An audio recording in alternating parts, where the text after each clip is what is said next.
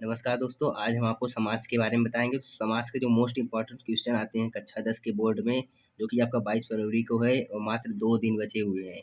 तो आपको जो इम्पोर्टेंट समास जो ऑब्जेक्टिव क्वेश्चन के रूप में आते हैं, उसे पहचानेंगे कैसे हम? तो अगर द्वंद्व समास रहेगा ना, तो उसको और या फिर या लगा रहेगा। अगर समास विग्रह करना होगा, तो और हम लगा देंगे। तो जैसे पाप पुण्य यहाँ पर डैश लगा है ना, तो आंसर निकालते वक़्त हम लिख देंगे पाप और डैश की जगह लिख देंगे और उसके बाद लिख देंगे पुण्य। हो जाएगा यहाँ पर पाप और पुण्य, ये है द्वंद्व समास का आंसर। और उसके बाद जैसे दूसरा क्वेश्चन है सुख दुख। तो ये जो मैं एग्जांपल्स लिया हूँ ना, ये 4-5 साल पूछ चुके हैं, मतलब ये इंपॉर्टेंट जो क्वेश्चन है मैं उसे लिया हूँ। तो सुख दुख का जो समास विग्रह करेंगे तो सुख और दुख, बस हो गया एकदम आराम से। कितना सरल है, कोई दिक्कत नहीं होगा। उत्थान पतन है तो वैसे ही उत्थान और पतन कर देंगे। तो आपका टाइम वेस्ट नहीं करते हैं, ये लाभ हानि है तो लाभ और हानि, और राधा कृष्ण है तो राधा और कृष्ण लगा देंगे। अब टाइम खराब करने से कोई फायदा नहीं है। अब चलते हैं दूसरे समास पर।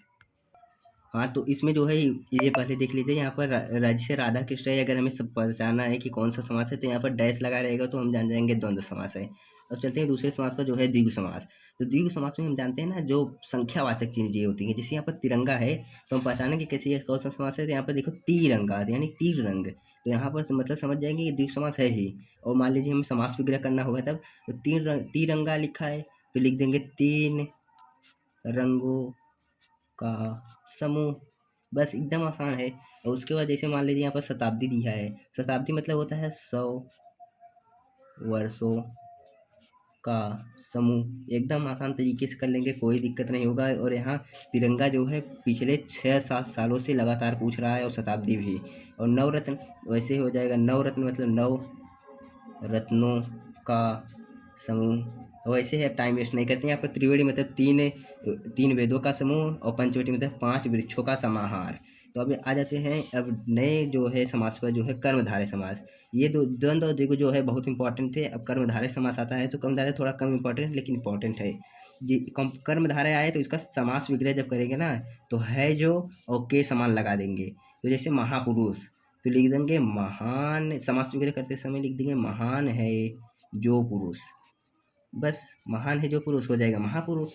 और उसके बाद जैसे दूसरा है चरण कमल, तो ये यहाँ पर डैश वाला नहीं है, गलती हो गया। चरण कमल मतलब हो गया क्या, कमल के समान है चरण, कमल के समान चरण।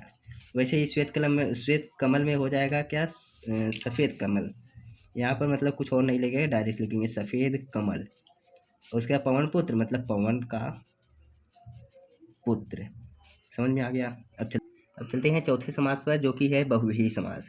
बहुव्रीहि समास कुछ नहीं है, कर्मधारय समास में जो होता है ना, उसी में देवी देवताओं का नाम जोड़ देना है। जैसे यहाँ पर लिखा है त्रिलोचन।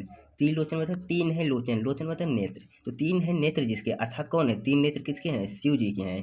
तो ये हो जाएगा क्या, 3 है नेत्र जिसके अर्थात शिव जी। यही आंसर हो जाएगा आपका।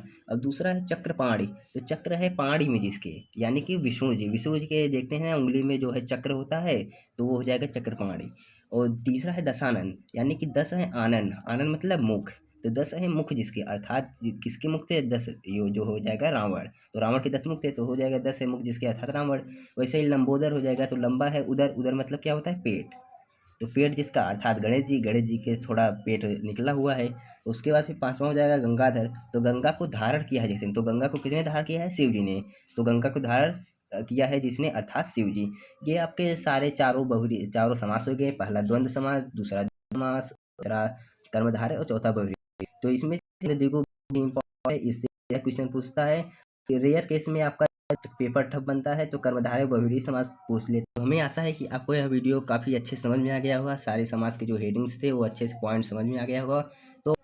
तो वीडियो को लाइक शेयर जरूर करिए, और अगर चैनल पर नए हो तो प्लीज़ इस चैनल को सब्सक्राइब करिए। आपके लिए हम ऐसे नए नए वीडियोज़ और महत्वपूर्ण वीडियोज़ लाते रहेंगे। मिलते हैं नेक्स्ट वीडियो में, तब तक के लिए धन्यवाद।